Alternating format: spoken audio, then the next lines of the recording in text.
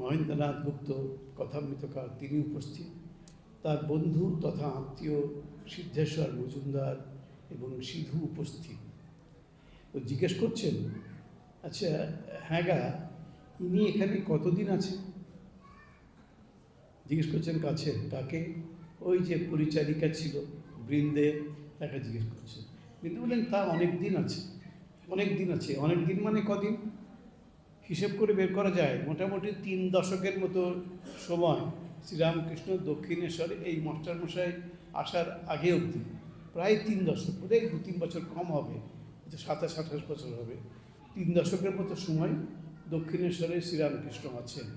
প্রথমেই কিন্তু যে ঘরটায় তিনি ছিলেন, আপনারা দেখতে যান, সেই ঘরটায় ছিলেন না, ছিলেন কুঠি বাড়িতে। কুঠি বাড়িতে বড় বাড়িটা প্রথমে ঢুকেই যেটা দেখা যায় কুঠি বাড়ি, ওখানে শ্রীরামকৃষ্ণ এবং তার সঙ্গে তার ছোট্ট ভাতিজা রামকুমারের ছোট কনিষ্ঠ নয়, কম বয়সী পুত্র, হয়তো 7-8 বছর বয়স হবে।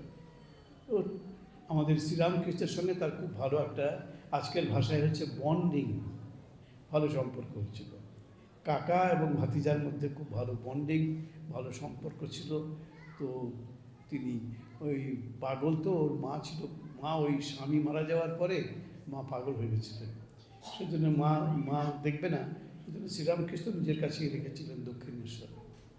তো অক্ষয়কে খুব ভালোবাসতেন, ওই রামকুমারের ছেলে অক্ষয়কে শ্রীরামকৃষ্ণ খুব ভালোবাসতেন। আমি বলছিলাম যে মানুষের মতো আচরণ, ভাগবতে বলা হচ্ছে ভজতে তাদৃশী ক্রীড়া ইয়াৎ শ্রুত্বা তৎপরও ভবেৎ।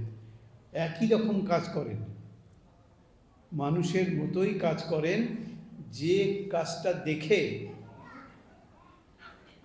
তৎপরও ভবেৎ, তাকে অনুসরণ করবে, তার মতো হবে।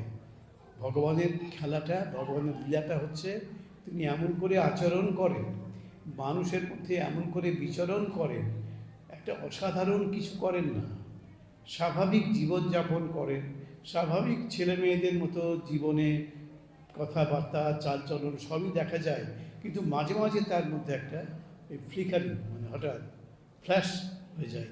তখন দেখা যায় যে না, এই সাধারণ পোশাকেই, সাধারণ আকারেই একটা অসাধারণ কেউ লুকিয়ে আছে। কৃষ্ণের জীবনেও দেখা গেছে, রামচন্দ্রের জীবনেও দেখা গেছে, বুদ্ধের জীবনেও দেখা গেছে, যীশু খ্রিস্টের জীবনে তো পুরোটাই বাইবেলের মধ্যে সব এইরকমই আজগুবি গল্প টল্প এসব আছে। তো আমরা ওগুলোকে বিশ্বাস করে নিই। ওই যে বললাম ট্রাস্ট এবং ফেথ, এই দুটো পুরো প্রাচীনকালের বৈশিষ্ট্য ছিল মানুষের।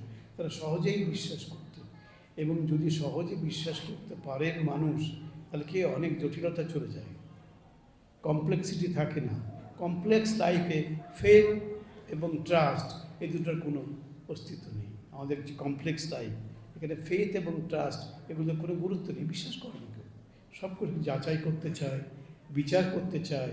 এটাই হচ্ছে এই যুগের বৈশিষ্ট্য। এই জন্যে ওই আমাদের ইংরেজি সাহিত্যে একটা যুগ আছে,